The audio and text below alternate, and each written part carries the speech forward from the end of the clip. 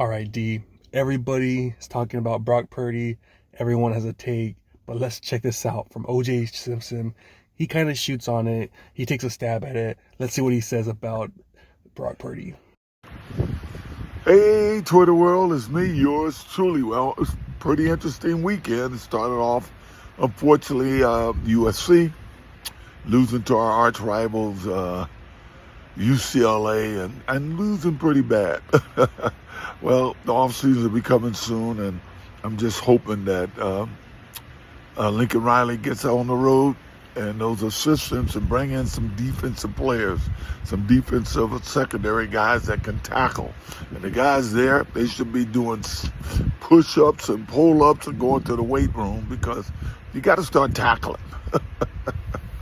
My Buffalo Bills, that's why I'm all lined up in Buffalo Bills today because they look like their old selves, you know. They started the season scoring big points, and over the last 6 or 7 weeks, people kind of peaked them, got kind of understood what they were doing, which really wasn't that hard to figure out if you ask me. And this week, they replaced their offensive coordinator and play caller. And look what they did. For the first time in 6, 7 weeks, they scored over 30 points. And I think the rest of the season looks much brighter than I thought it was going to look.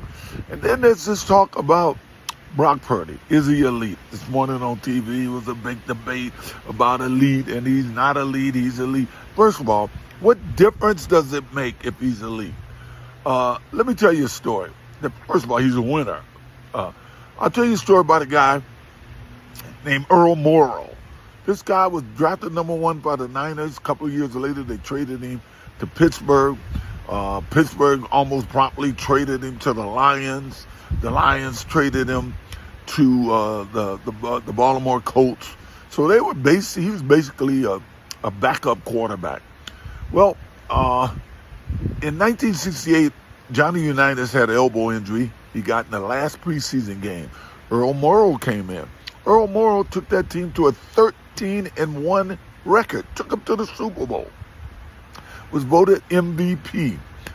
2 years later, in the Super Bowl, once again, he's a backup. In the Super Bowl, Unitas goes down. Earl Morrall comes in.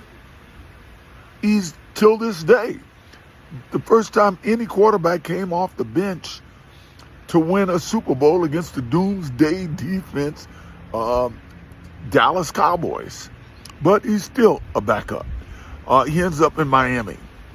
In 1972 in Miami, 5th game of the year, Bob Greasy gets hurt. Who comes in? Earl Morrall. He quarterbacks. He starts. He wins 11 straight games. 11 straight games right to the Super Bowl where they brought Bob Greasy back. And they are, to this day, still the only undefeated team in football. Was Earl Morrall elite? Nobody would call Earl Morrall elite. He was a career backup.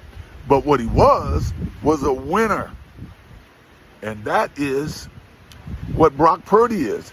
He's a winner. When you give him the weapons around him, he's just as good as any of these guys.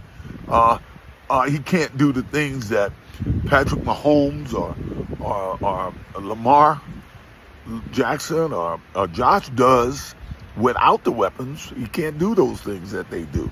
But with the weapons, he's every bit as good as every one of those guys.